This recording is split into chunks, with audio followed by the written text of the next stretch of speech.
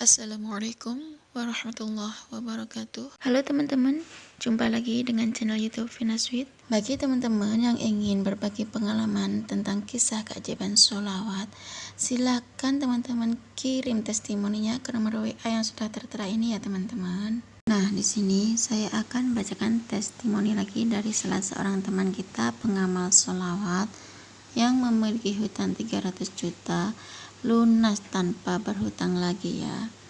Assalamualaikum warahmatullahi wabarakatuh. Mbak Vina, apa kabar? Semoga sehat selalu dan dalam lindungan Allah subhanahu wa ta'ala. Amin, amin ya rabbal alamin. Mbak, alhamdulillah.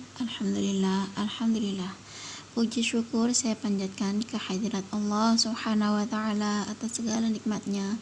Izin sharing testimoni ya Mbak. Alhamdulillah ya Mbak, amanah hutang saya semuanya lunas, kurang lebihnya 300 juta totalnya, di bank, di perorangan, di koperasi, di rentenir, semuanya lunas. Alhamdulillah Mbak. Selama ini saya pupuk terus keyakinan saya kalau utang itu akan lunas, harus lunas dan pasti lunas karena Allah subhanahu wa ta'ala. Saat saya bosan, saya jenuh, saya putus asa dengan amalan saya semangati diri saya dengan memutar semua video-video dari Mbak Vina. Kembali semangat saya naik lagi, bahkan suami saya selalu saya kasih dengar. Awal bulan November saya berusaha istiqomah amalkan sholawat munajat 1000 kali setelah sholat tahajud. Awalnya saya merasa malas dan sempat berpikir, apa bisa ya Mbak saya amalkan segitu banyak sekali duduk, sedangkan selama ini amalan melembutkan hati saja sejam 100 agak capek. Tapi saya tekadkan bulat bahwa saya harus pepet Allah dan Rasulnya karena saya butuh rahmat dan ridhonya. Jadi saya harus kuat melek malam. Jadi saya sengaja izin ke suami buat tidur cepat Mbak setelah isya. Seperti kata Mbak Vina, jika sudah tak ada urusan akhirat langsung saja tidur.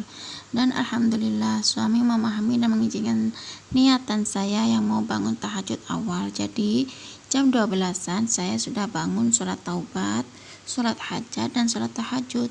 Setelah itu saya duduk baca istighfar 1000 kali dan sholawat munajat 1000 kali.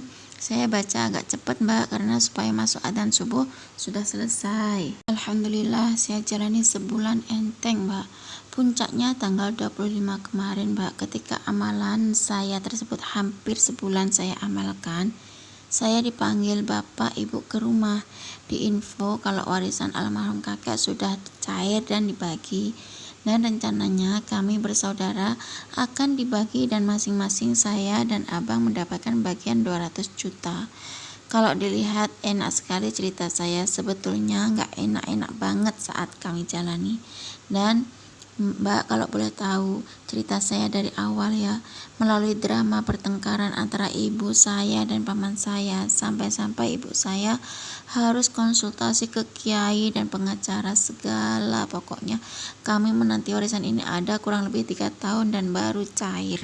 Dan karena uang 200 itu tidak cukup untuk lunasi hutang saya dan suami, niat hati saya memang mau minjem ibu dan bapak, tapi ternyata Allah berkehendak lain. Ibu dan bapak saya cerita ke abang saya dan qadarullah abang saya memang sangat sayang sama saya Mbak.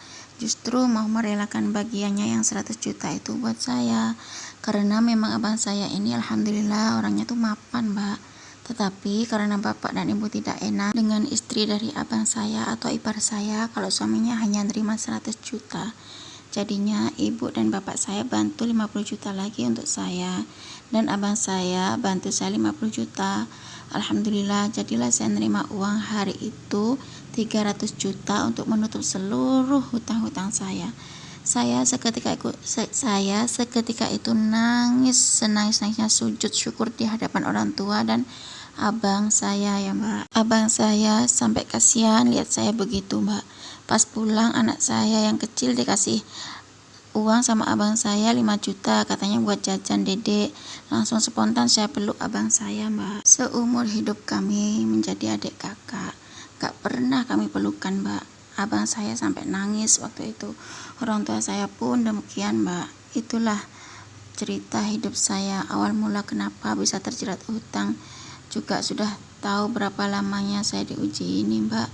Perjuangan yang panjang, penuh drama, penuh air mata, hingga akhirnya saya dan suami dan serta keluarga saya bisa bebas dari hutang ini. Semua sudah tahu, dan jadi Mbak Vina sebagai penasihat serta motivator kami, terima kasih Mbak atas semua ketulusan Mbak. Saya jadi manusia seutuhnya sekarang juga berkat ketelatenan Mbak membimbing saya lewat video ini. Insya Allah lebaran saya akan sowan ke tempatnya Mbak Vina. Semoga Mbak Vina sehat dan panjang umur, tapi kalau Allah berkehendak insya Allah saya akan sowan ya Mbak ya. Semoga Mbak Vina selalu diberkahi Allah dalam setiap langkahnya, amin amin ya rabbal alamin. Masya Allah, tabarakallah. Selamat buat panjenengan yang akhirnya setelah sekian tahun menanti amanah hutang itu Allah lunaskan dengan cara Allah yang sangat unik. Panjenengan tanpa harus mengeluarkan uang dan menambah hutang, semuanya berkat rahmatnya.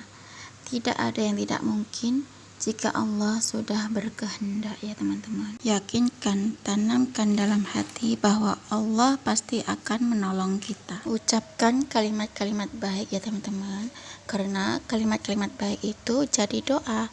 Ucapkan terus dan ucapkan terus ya teman-teman. Seperti sahabat kita tadi yang tidak mau disebutkan namanya, ketika dia kendor, dia memutar video, lalu Allah kuatkan lagi, kemudian dia menanamkan keyakinan bahwa Allah akan lunaskan. Kalau kita meyakini bahwa Allah akan menolong kita, Allah pasti akan menolong kita. Kalau kita berdoa kepada Allah meminta jodoh, Allah pasti akan pertemukan jodoh kita. Kalau kita punya hajat besar, ucapkan terus setiap hari, dan setiap pengucapan itu lakukan sebanyak 3 kali. Itulah sunnah Rasulullah.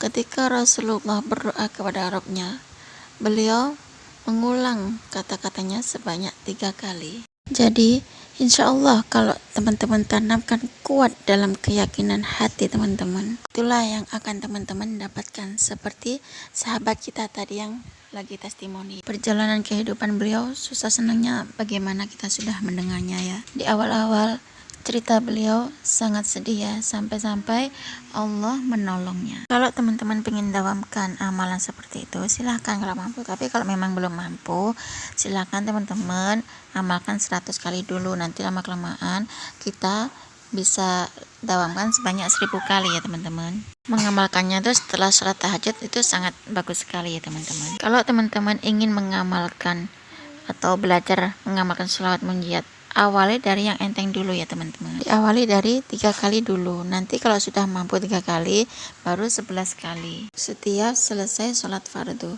Nah nanti kalau sudah mampu 11 kali, baru 40 kali setelah sholat fardu.